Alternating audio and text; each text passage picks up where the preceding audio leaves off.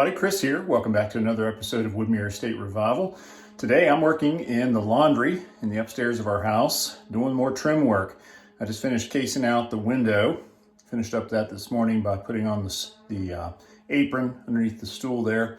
And right now I'm working on the closet you can see behind me. Got to put the cased opening in there, and then we've got to install the sliding door track, hang the doors, and then get that thing cased out as well. So got our work cut out for us. Amber's on the other end of the house in the bonus room. She is sanding down the vanity that we're going to be putting in the bonus room bathroom. The vanity originally was in the master bedroom of this house. It's a real neat piece with a nice rounded front on it and everything. So we decided we were going to reuse that. It was still in pretty good shape. We've had to do little repairs to it, but overall I think it's in great shape. It's going to look great when she gets it all sanded down and painted. So let me show you exactly what I'm getting into here, and then we'll go check on her. So here you can see the window that I got cased out. Had to cut the stool so it would fit in nice and tight against the window. And then had to go around the whole thing with casing. Got that all done. And then underneath here, finished that up this morning with the apron. And rather than going with just a flat cut on the end of the apron here, I did these returns. You cut it on 45 and then cut little pieces on 45. Put those together with the super glue. And then you go back and attach those underneath the window. So that turned out really good. I've got the crown all done in here. We've got real nice coped joints on all the inside corners. Only one of them really gave me any trouble. That was this one. A little bit of a gap there that I'm gonna have to caulk. That one, the wall and the board, I think were both a little twisted. And it just made it really difficult to get a nice tight joint on that one end, but a little bit of caulk in the corner there, and that will hide any imperfections there. So right now I'm working on this cased opening for the sliding closet doors. This closet was original to the house. It was part of the bathroom that was in this room before, and it had all the shelving and everything in it. We're going to use it for storing towels and blankets and laundry supplies and that sort of thing. But the original cased opening was here. We had to tear it out though because it was in bad shape. We were able to save the original louvered sliding doors.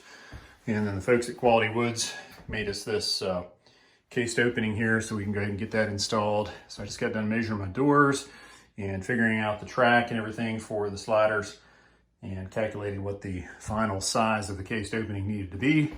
And then I got that cut down on my miter saw. So I got my pieces laid out here ready to go.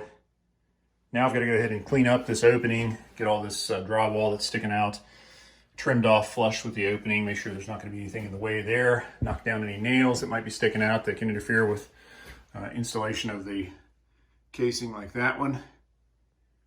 And then I'll go ahead and get my casing positioned in there, get my shims going, get in there nice and plumb and square.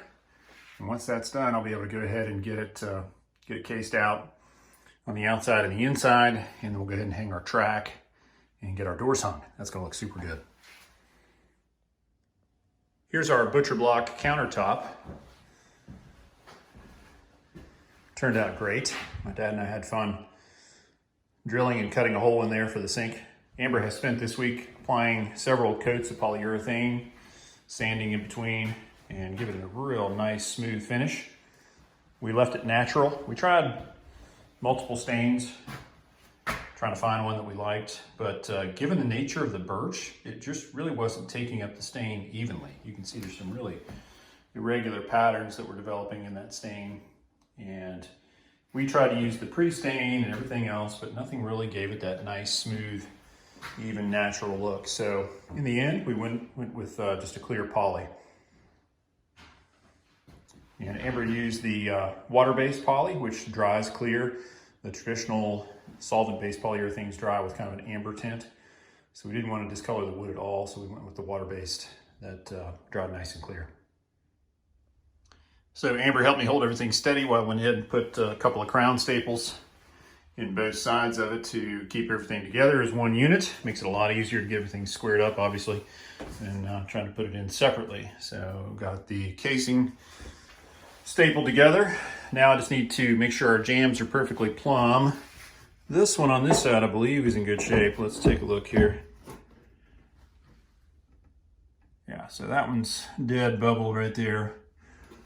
This one over here, it's gonna need a little bit of a shim here.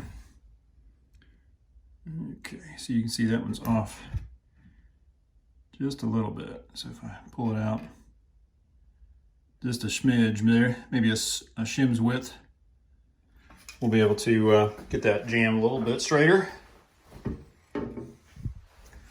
And I'll have to go cut some shims as well to space it out a little bit bigger than the standard shims will take care of. So I'm gonna go cut a few of those, and then we'll get this thing positioned in the opening and go ahead and get it installed. Looking good. All right, let's check in on Amber, see how she's doing. She's in here working on the cabinets. Hello. Hey, how's it going? Good. Got the vanity looking good. Was it a mess when you started?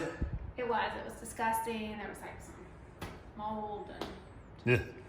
old chemicals, you know, there's, I don't know, like toilet cleaner or something. Yeah. Who knows what was on there? Stuff that leaked out in there. Yeah, you can kind of come see. It really sanded out nicely. It, you know, it tarnished the finish, but I cleaned up a lot better than I thought it would. Yeah, that looks good. It was pretty gross when you started. It was disgusting. I wore my respirator, cleaned it out, so okay. It's probably a good call. Who knows what you would have been breathing in had you not Yeah. had your respirator on. Right. So what's the plan for it? What are we doing? Well, I'm just gonna finish sanding it, clean it up, and then get it primed. Put some primer on it? Mm-hmm. Okay. What color are you thinking about painting in the end? It's gonna go the trim color, just that creamy white. Okay.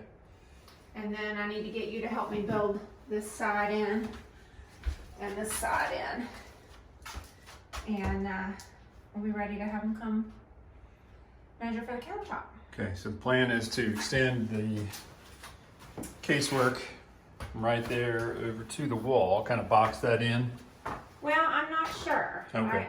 I'm going back and forth whether to take this straight back and leave this all open, or whether to bring this straight across this way and then run my countertop all the way over. Okay. So, haven't decided yet. All right, well, I'll let you get back to priming there. So this is our tile that's gonna be behind it on the wall. Yeah. Herringbone pattern. And in the shower. And in the shower, it's gonna go Yeah, it gets that. floor to ceiling there, and then we'll have that glass shower enclosure. Mm-hmm. And then you can see the floor tile. It's a plank, like a wood plank look, which will go really nice with the blue. And then It'll complement the carpet. that look we're good with gonna the trim put out. color. Yeah. In the bonus room too. What color carpet are you thinking for in here? Oh, a beige. Something beigey. Yeah. Will that hide juice boxes and Coke and that sort of thing? Try to. So I got all the boxes, all the drawers taken apart. And I found something interesting. When I took, these are the fronts. When I took them off, I noticed they were all engraved. You can see this is an L4. Oh, okay. Which ironically, I had numbered mine the same way as well. So Yeah. left 4 is on the bottom. Okay, so it tells you And, exactly what door, yeah, so I what had drawer they taped go in. I went ahead and I had taped the back of them, so Okay. there's a right number 2, and so. Okay. Anyways, I thought that was pretty cool how they did that. Yeah, so they kind of stamped it in there. Yeah. They were in pretty good shape if you had a wood putty. Some of them were Yeah, the there were veneers. 4. These 2 I've already sanded down and gotten pretty smooth. So the veneer had been damaged there, and you had to. These Fill 2 that. I just discovered, so I'm letting them dry a little bit longer, and then I'm going to sand them down. But I think it'll paint just fine. Okay, excellent. So yeah, I just need to get a wet rag and clean them off, and then we're ready for primer. Nice. Somebody's got a bunch of window casing in here. Wow. That one over the stairs will be fun. Yeah. And then installing the door up there will be fun. It's all fun. Yeah. It's gonna look great though. In 5 years. 5 years. At the rate you do casing. Is that a slight against my casing work? No, I'm just saying. We, is the rate we do the casing? Yeah. Okay. Easy. Well, speaking of which, I got the casing up in the slider, and so I'm going to go back and yep, I'm going to go case the opening, and then we'll be ready to hang the track and hang the doors. Woo-woo. All right, come see me in a little bit. All right, so I got my cased opening installed. Everything's shimmed out and trim nailed into place. So now I'm ready to go ahead and cut my shims off, and then I'll do the casing on both sides. And once I've got the casing in place, then I can go ahead and put my track up on the header there, get that screwed in place, and we'll hang the doors. So making good progress. So the casing's almost done on the closet. You can see I got all the outside casing done, and the joints look beautiful, nice and tight. No gaps. I have a lot of fun with the nail holes. Lots of putty and caulk around the exterior. So that's going to be a joy. I got the casing pieces on the inside done, except for the one up here on top. I got to go cut one for up there. Other than that, the closet is cased. So that's exciting. Next up, I'm going to go ahead and case this door. Get this done, and once the door's cased, I'll be ready to go ahead and put some baseboard in. I'm gonna do baseboard in the closet. That'll be a kick in the pants, and then baseboard around all the rest of the room here. I think we've got room for base going into the washer dryer area, but I gotta do a double check on the width of the washer dryer. I'm hoping I'm gonna be able to just slide it in there, because that would make that area look a lot more finished. Because we got base and shoe, and you can see where I left, little slivers of tile out there. Well, that's because the base and the shoe is actually gonna be wide enough to cover that. So I didn't fight with those little tiny pieces of tile. So making lots of good progress. Amber just had to take off. She has to take one of our kids to a birthday party, usual weekend stuff. But that leaves me to keep cranking away here. I'm gonna turn on some tunes, cut some more casing, and get it nailed up. Give you guys an update in a bit. All right, more progress on the sliding door set. To cover the track and the rollers, you've got to have another trim piece on the front. They call it a mullion. And you could use just about anything. In the house we live in now, which was built in a similar time period, they used another piece of casing flipped upside down. So that's what I did here. Gives it a really nice look and hides the track, hides the mechanism. And then on the inside, you can see where I got the track mounted. And you space that back 3/4 of an inch from the mullion. I attached the mullion using these trim head screws. So before I put the piece up there, I pre-drilled holes from the middle of the mounting point. It's up here at this edge, down through the back side there, and then use these GRK trim head screws, which are great. They countersink, and they look just like a trim nail, but you can fire them in there using a impact. And so rather than trying to hold something steady and drive a nail, or try to use a nail gun, from this side and then blow out the trim or crack it or something, I just pre-drilled them and then use those little trim head screws. So it worked out great. So next up, I'm going to attach the rollers to the doors. Those are downstairs. Amber dragged them out of the garage, washed them down, primed them, put 2 coats of paint on there, so they're looking good.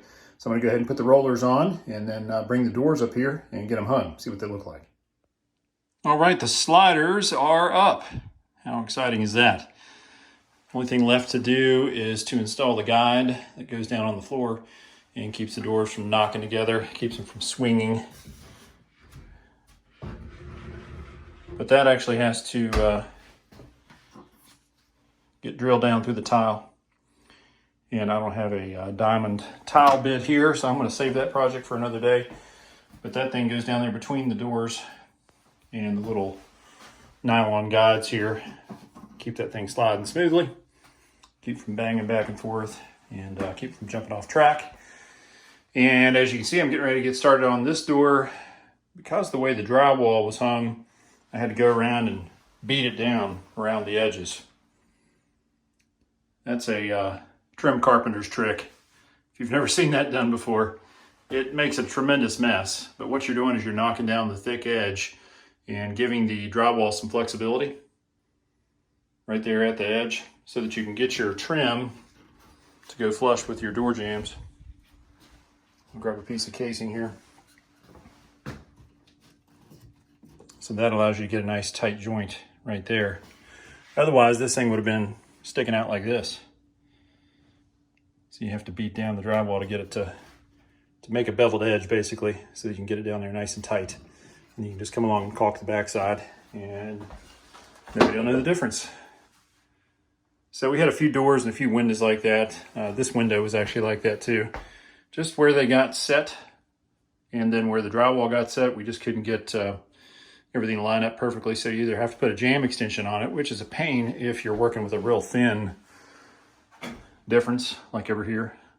If it's bigger, like some of the doors and windows downstairs, then we could, you can make a 1/2 inch, a 3/4 inch, a 1 inch jam extension, and it'll look nice. But here, it'd be really difficult.